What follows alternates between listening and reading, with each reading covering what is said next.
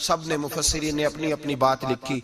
मेरे उस्ताद गिरामी यहाँ फरमाया करते थे, ओ भाई अगर तू दुनिया में अपने बेटे को धूप में बैठा देखे तो तेरा दिल फट जाता है, ये धूप में क्यों बैठा है, इसको शिर्क से बचा, शिर्क अकबर से भी बचा, असगर से भी बचा, खफी और जली दोनों किस्म के शिर्क से बचा। दुनिया में तेरा बेटा धूप में हो तुझसे बर्दाश्त नहीं होता, बता अगर तेरा बेटा जहन्नम में गया तो तुझे कैसे बर्दाश्त होगा, आग में जलता हुआ तुझे। इसे अल्लाह से जोड़ दे, इसे रसूलुल्लाह सल्लल्लाहु अलैहि वसल्लम का गुलाम बना दे। मेरे नबी करीम सैयद आलम सल्लल्लाहु अलैहि वसल्लम ने फरमाया, जब तेरा बेटा 7 साल का हो जाए तो उसे मस्जिद लेके जा, 3 साल तक लेके जा मस्जिद, 10 साल का नमाज ना पढ़े तो सजा दे, 3 साल तक खुद अपने हाथों से ट्रेनिंग दे, उसे मस्जिद ले जा, आदाब मस्जिद बता, उसे नमाज सिखा, तू खुद ले करके जा, भेजने का नहीं कहा। फरमाया जब बच्चा 7 साल का हो जाए तो उसे मस्जिद, बड़ी मेहनत करते हैं हम बेटे को बंगला देने के लिए, बैंक बैलेंस देने के लिए, दिन रात एक कर देते हैं, खुदारा से नमाजी बनाने की भी मेहनत करो।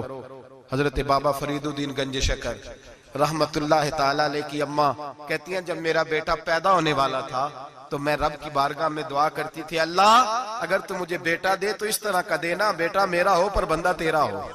ऐ अल्लाह अगर बेटा देना तो इस तरह का देना, मेरे अल्लाह इस तरह की मुझे औलाद देना कि दूध वो मेरी छाती से पिए पर शुक्र तेरा अदा करे।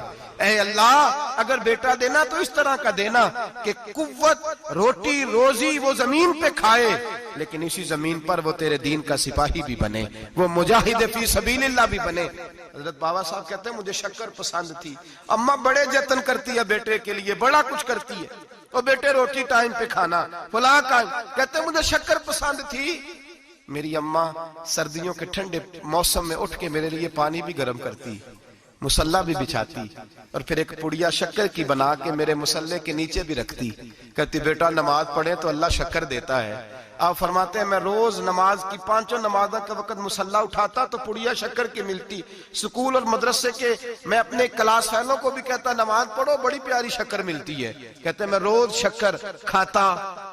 एक सवेरे फजर की नमाज में अम्मा ने वुजू तो कराया, मुसल्ला भी बिछाया, पर देहात की वो सादी बीबी जिसका सारा काम भी खुलूस पे मबनी था, जो ऑक्सफोर्ड से पढ़ी हुई तो नहीं थी लेकिन आदाब ममता उसे सारे आते थे, जो किसी यूनिवर्सिटी की सनद याफ्ता तो नहीं थी लेकिन बेटे के साथ किस तरह का रवैया इख्तियार करना ये सारा उसे पता था। कहते हैं सादी अम्मा ने सारे काम किए लेकिन शक्कर रखना भूल गई।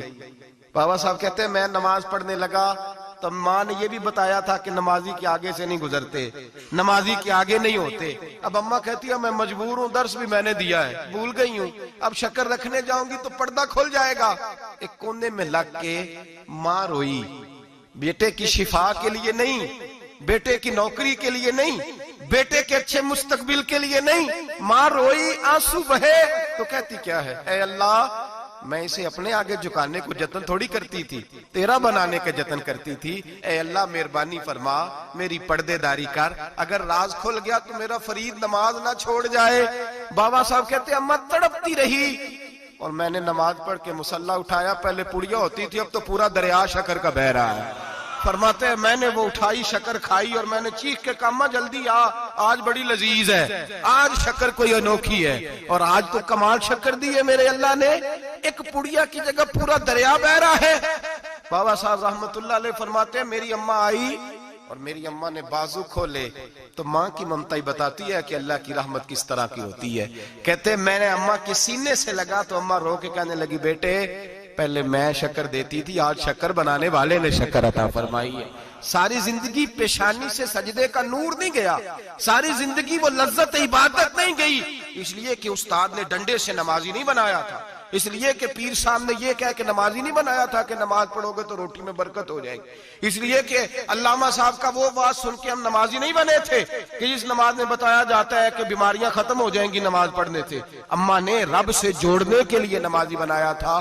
सारी जिंदगी बाबा साहब कहते रहे उठ फरीदा सुत्या झाड़ू दे मसीह, चल हुण उठ फरीदा सुत्या झाड़ू दे मसीह, ओ तू सुत्ता है रब जागदा, तेरी डाडे नाल परीत। सारी जिंदगी नमाज की ट्रेनिंग देना, अपने बच्चों को अपने रब से जोड़ना, अपने बच्चों को अल्लाह के साथ उनका ताल्लुक बनाना, उनको रब वाला बनाना, उन्हें रसूल पाक का गुलाम बनाना, ये ड्यूटी है माँ बाप की।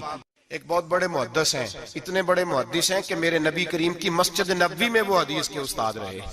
हजरत रबिया बिन अब्दुर रहमान नबी पाक की मस्जिद नबवी में हदीस के उस्ताद हुए। और हजरत हसन बसरी जो जनाब अली के शागिर्द हैं, वो भी हजरत रबिया के शागिर्द हुए।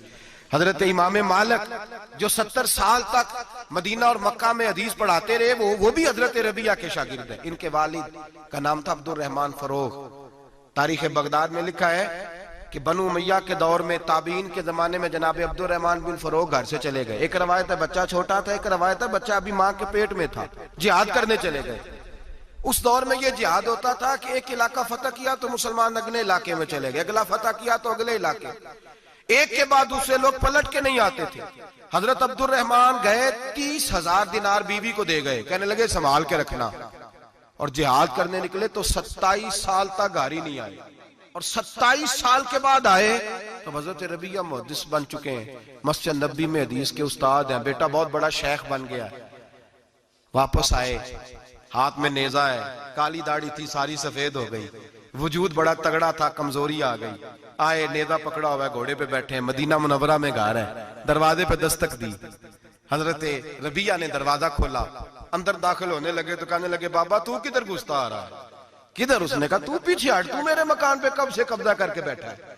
बात तेज होने लगी, आवाज थोड़ी बुजुर्गों की बुलंद होने लगी तो अंदर से जौजा ने सुन लिया।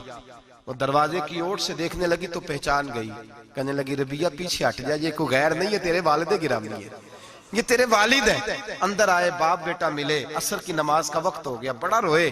27 साल के बाद बाप लौटा, 27 साल के बाद बड़े रोए। नमाज का वक्त हुआ तो हजरत रबिया जल्दी से वुजू किया, मस्जिद नबवी शरीफ चले गए। जनाबे अब्दुर रहमान फरोग ने भी खाना वाना खाना था, खाना खाने बैठे तो हुक्म देखे शौहर क्या करता है। ये नहीं पूछा कि 27 साल हाल क्या रहा, पूछने लगे मैं तुझे 30,000 दिनार दे गया था, वो किधर है? तो ज़ौजा कहने लगी खाना खा लो, असर की नमाज पढ़ के आओ, फिर बताती हूँ पैसे कहाँ है, आपकी रकम बड़ी अच्छी जगह पे महफूज है। कहते मैं नमाज पढ़ने मस्जिद गया, असर की नमाज के बाद मेरे नबी पाक के मिंबर पर एक नौजवान बैठा है।